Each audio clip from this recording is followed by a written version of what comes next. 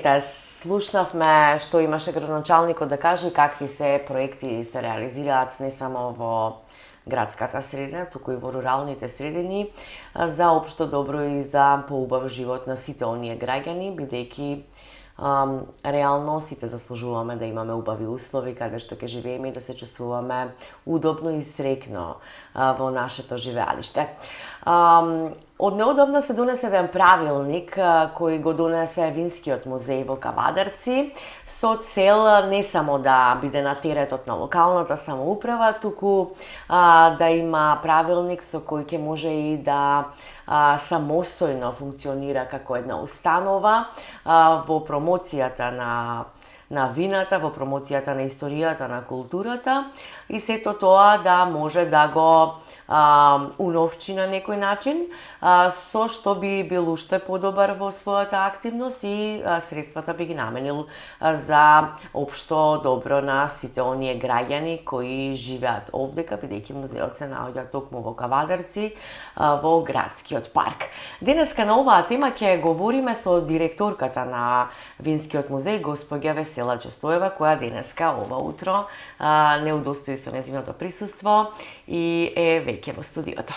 Добро утро, добро ни дојдовте. Добро утро и благодарам за поканата.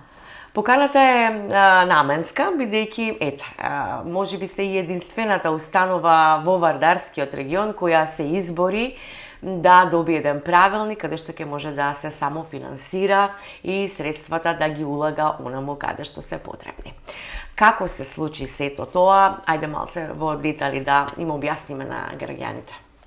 Па добро, би сакала да информирам дека Винскиот музеј на 7 септември нели заокружи јубилеј од 3 години постоење и навистина во овој период се соочивме со доста предизвици кои што нели сами по себе се случуваа во нашата институција. Инаку морам да споменам дека институцијата Вински музеј не само во Вардарскиот регион е единствена таква институција во Република Македонија.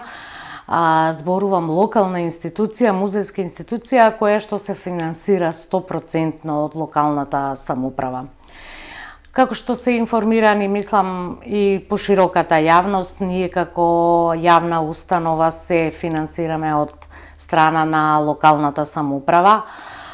Поточно, најголем дел од средствата се обезбедуваат од страна на локалната самоуправа. Тука станува збор нели за оној дел за плати и надоместоци за самите вработени, но исто така музеот се финансира и по пат на проекти со кои што самата институција конкурира, да речеме, во Министерството за култура и други фондации каде што успеа за овие 3 години да реализира неколку проекти на кои што нели посебно сме горди.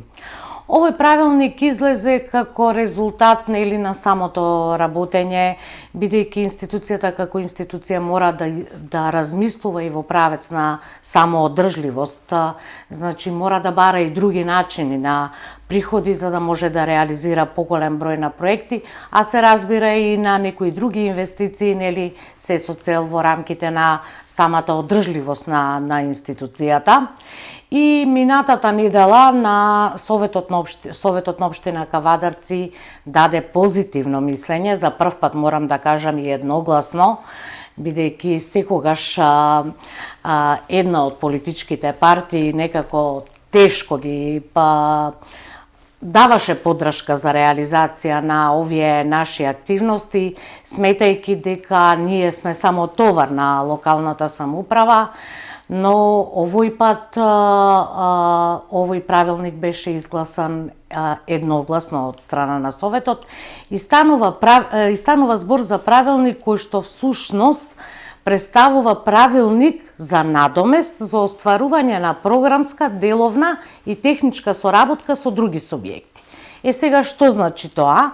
Тоа значи дека музеот ќе може во еден дел и само финансирачки активности да прави, за да може овие средства нели да се вратат. Да се организира настани и се. Така. Сега овој правилник кој што јас како директор и управниот одбор на институцијата го донесовме, всушност предвидува неколку работи кои што сакам да ги попластично информирам граѓаните не само од Тиквешкиот регион, него и пошироко. Станува збор за правилник со кој што се утврдува методологија за изнаемување на надворешниот простор, кој што е еден од поатрактивните простори во општина Кавадарци, а кој што, како што и сите знаат, се наоѓа нели во градскиот парк, кој што станува едно реномирано место во општината. Но и како институција се соочивме со многубројни барања од различни субјекти кои што сакаа нивните активности токму да ги реализираат во Винскиот музеј. Би сакала исто така да информирам дека сепак ние нема да поминеме во тој комерцијален дел и да го изгубиме она автентичноста, сепак сме ние културна институција и пред се тука ќе бидат организирани настани кои што имаат културен карактер. Значи станува збор за културни манифестации и за проекти кои што се побарани, да речеме, од субјектите, но на некој начин се поврзани со културата, да. Би сакала исто така да информирам дека со овој проект во еден од членовите, мислам дека беше во членот 2, ќе бидат изземани, односно нема да плаќаат надомест институциите формирани од страна на локалната самоуправа. Тука станува збор за основните и средните училишта, за нив, значи за организација на такви настани нема да се наплаќа. Исто така тука е невладиниот сектор, здруженијата и фондациите, кои што се формирани од страна на локалната самоуправа, формирани од градот Скопје, од владата на Република Македонија и од Министерството за култура. Да појаснам, доколку некоја институција или некое здружение на граѓани добие проект од Министерството за култура, од Министерството за образование, влезот ќе остане бесплатен. Овде станува збор за надомест кој што ќе го плаќаат правни субјекти, здруженија и фондации кои што ќе остваруваат комерцијален карактер, односно ќе имаат и они некој бенефит од сето ова. Тоа го направивме се со цел, значи, како што споменав, да ја заштитиме самата институција, да овозможиме само одржливост на самата институција и да бидеме поконкурентни на пазарот. Добро, веќе излезе во јавноста, нели, по завршувањето на седмицата дека ете правилникот е донесен. Дали можеби имаше некакви реакции од самите здруженијата, претежно нели се тие кои организираат секакви проекти и сакаат, нели, го користеле претходно просторот. Имаше ли реакции зошто сега вака, па ние од каде? Или не сте се соочиле се уште со тоа? Прво, краток е периодот, сепак седницата беше минатата недела, се уште е краток периодот, но во изминатиот период пред да го донесеме правилникот имаме неколку барања од страна токму на такви правни субјекти, здруженија и фондации кои што во наредниот период до крајот на годината сакаат да го изнаемат овој простор и ние во насока да можеме позитивно да одговориме на овие правни субјекти и го донесовме овој правилник, така да во наредниот период некаде до декември месец ќе имаме неколку настани, токму со кои што нели Винскиот музеј ќе успее одреден надомест да инкасира во својата каса. Впрочем, тие средства ќе бидат повторно реинвестирани во самата институција за проекти и останати активности кои што музеот ги има зацртано со програмата за 2023. Со самото тоа што се веќе договориле и немало реакции негативни дека сега ќе мора да се плаќа, тоа кажува дека го прифаќаат тоа како такво и дека сте на добар пат. Да, ја се согласувам, бидејќи до сега без овој правилник ние бевме практично оневозможени да одговориме позитивно на тие барања. Бидејќи како музејска институција пристигнуваат барања, но ние не можеме нели позитивно да одговориме, така да сега, мислам, кога веќе изванично е донесен овој правилник. Така, и вие како директори сите вработени нормално сте и на некој начин и законски веќе заштитени во тој дел, дека се си е транспарентно и се си е според правилникот како што треба, да нема нели несакани последици и реперкусии. Така. Добро. Исто така, ајде да ми напоменете докаде сте со активностите во делот каде што имате изложено вина во галеријата, што ви е исто на некој начин можам да кажам од комерцијален дел. Да.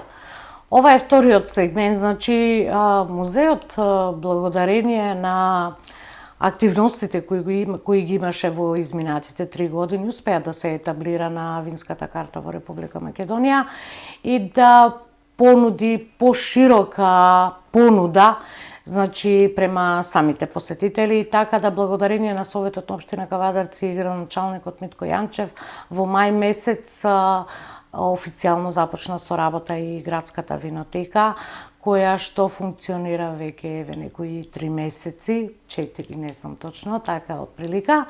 И можам да кажам навистина дека сме задоволни во тој дел, бидејќи вината кои што се дел од палетата на вински производи не може да се најдат во комерцијалните продавници, исклучиво не само посетителите и граѓаните на Кавадарци и туристите кои што доаѓаат во нашиот град можат да ги купат исклучиво во нашата специјализирана продавница.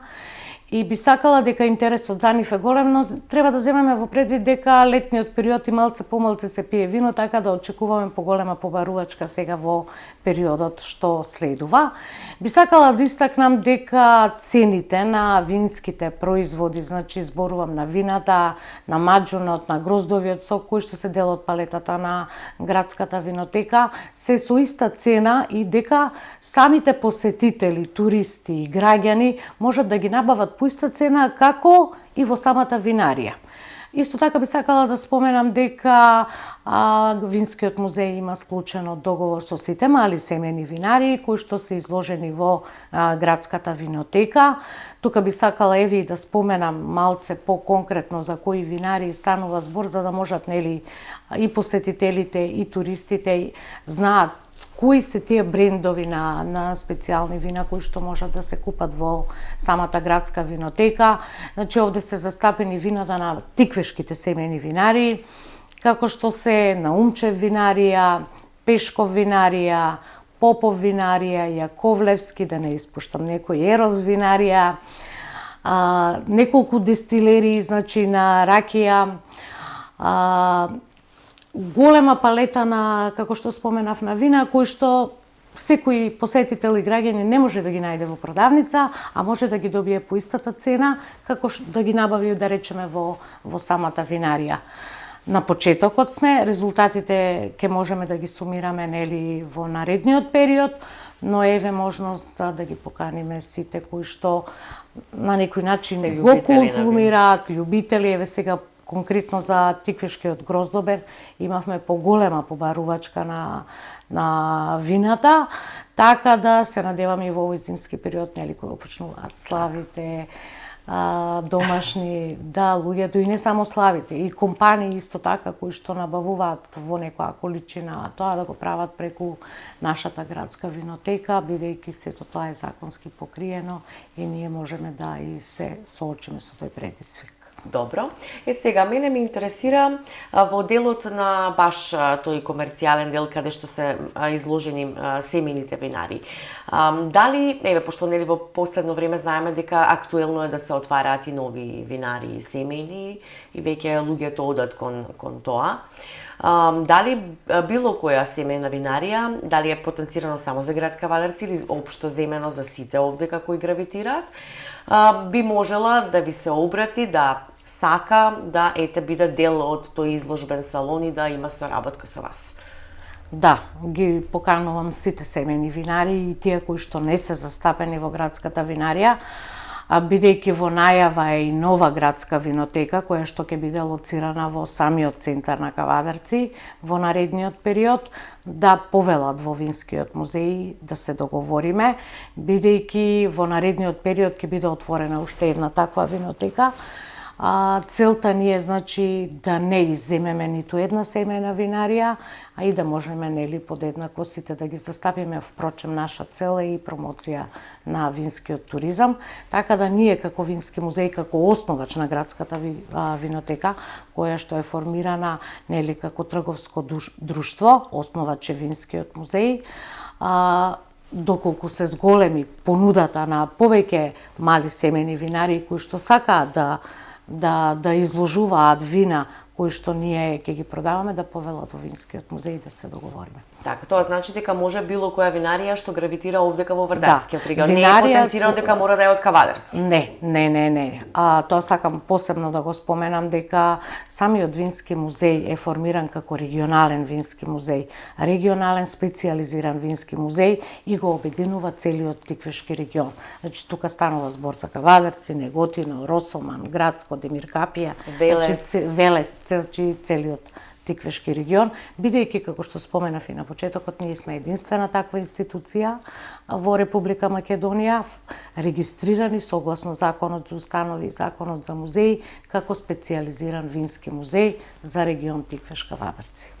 Одлично, убава можност ете за сите оние семени винари да имаат некој кој ќе ги презентира и некој кој ќе биде како еден вид амбасадор за нивното вино и ете да им расте продажбата и побарувачката.